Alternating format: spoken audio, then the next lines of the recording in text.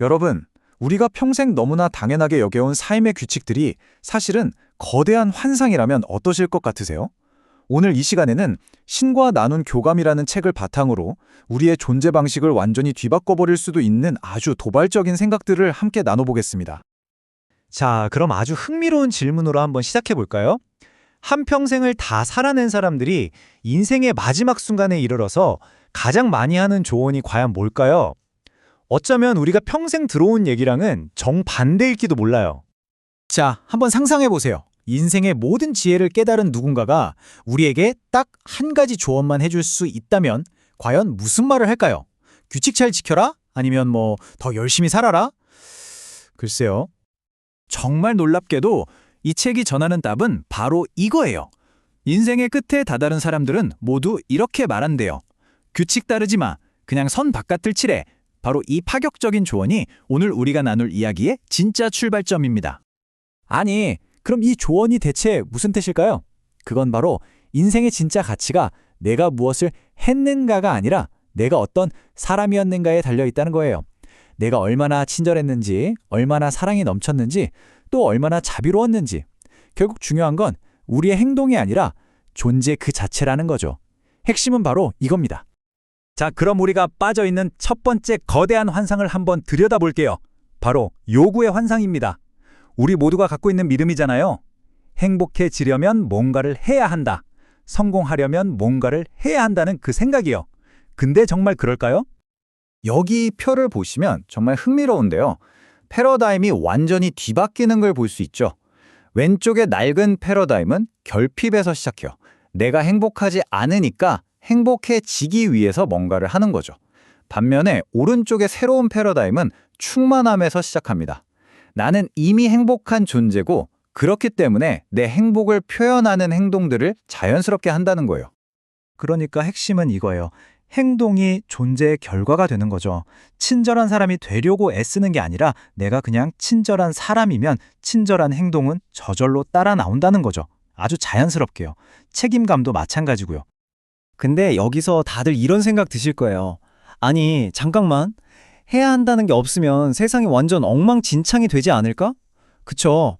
누가 귀찮은 쓰레기를 치우고 힘든 일을 하겠어요. 이 책이 내놓는 답은 바로 동기의 전환입니다. 규칙이 없는 세상에서는요, 사람들이 의무감 때문이 아니라 나라는 사람을 표현하기 위해서 행동한다는 거예요. 나는 공동체에 기여하는 멋진 사람이야 라는 걸 보여주고 싶은 거죠. 이게 어떤 규칙보다도 훨씬 강력한 동기가 된다는 이야기입니다. 자, 그럼 이제 두 번째 환상으로 넘어가 보죠. 바로 심판의 환상입니다. 우리는 늘 판단하며 살잖아요.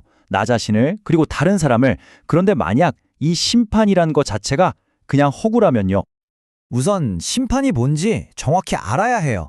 이 책에서는 심판이랑 관찰을 딱 구분해요. 관찰은 그냥 저런 일이 있었네 하고 보는 거예요. 근데 심판은 거기서 한 발 더 나아가서 저건 나쁜 거야 또는 저 사람은 틀렸어 하고 부정적인 딱지를 붙이는 행위죠. 여기서 정말 파격적인 관점이 나옵니다. 신의 눈에는 죄인이라는 게 없다는 거예요.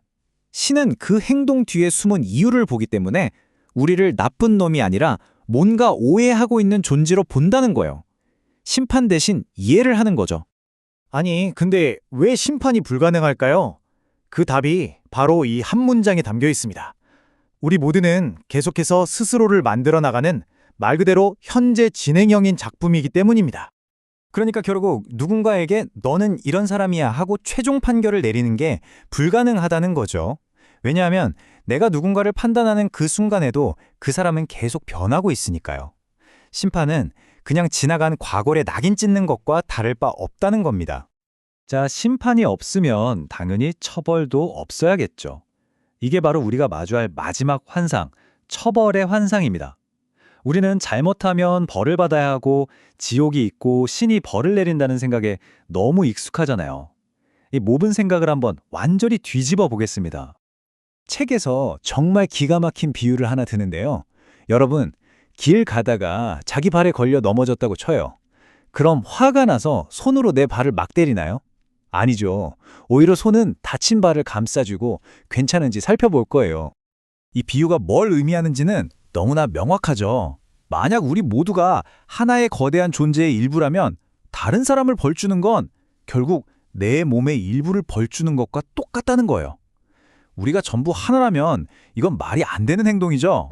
그럼 우리가 그토록 무서워하는 지옥은 대체 뭘까요? 이 책은 지옥을 불구덩이가 아니라 바로 우리 내면의 상태라고 말합니다. 신, 그리고 이 세상 모든 것과 완전히 단절되었다고 느끼는 그 끔찍한 고립감, 외로움, 바로 그게 진짜 지옥이라는 겁니다. 아니, 그럼 이렇게 고통스러운 처벌이라는 환상이 도대체 왜 있는 걸까요? 그건 바로 그것과 정반대에 있는 용서와 자비라는 신성한 경험을 우리가 할 수 있도록 하기 위해서라는 거죠. 어둠이 있어야 빛의 소중함을 알 수 있는 것처럼요. 자, 그럼 지금까지 이야기한 이 세 가지 환상을 한번 정리해 볼게요. 이걸 알고 나면 우리는 어떻게 새로운 방식으로 살아갈 수 있을까요? 이 모든 깨달음들이 결국 가리키는 방향은 딱 하나입니다. 오늘 이야기의 핵심 다시 한번 정리해 드릴게요. 첫째, 내 가치는 행동이 아니라 존재 그 자체에서 나온다. 둘째, 나는 계속 변하니까 누구도 나를 최종적으로 심판할 수 없다. 그리고 셋째, 처벌은 없고 분리감은 내가 만든 거다. 이겁니다. 그러니까 결론은 이거예요. 천국은 우리가 죽어서 가는 곳도 열심히 노력해서 얻는 상도 아닙니다. 천국은 이미 우리 안에 있는 하나됨의 상태라는 거죠. 우리가 할 일은 그냥 그걸 맞다 하고 깨닫기만 하면 되는 겁니다. 그 지옥 같은 분리감에서 벗어나는 방법요? 놀라울 정도로 간단합니다. 전체와 그리고 신과 다시 하나가 되기를 그저 진심으로 바라기만 하면 돼요. 그 마음 자체가 바로 다시 연결되는 시작점이니까요. 오늘 이 긴 이야기를 저는 이 한 문장으로 마무리하고 싶습니다. 참된 사랑은 아무것도 요구하지 않는다. 어쩌면 이게 우리가 오늘 이야기한 모든 환상을 넘어선 새로운 삶의 방식, 그 핵심이 아닐까요? 여러분의 생각은 어떠신가요?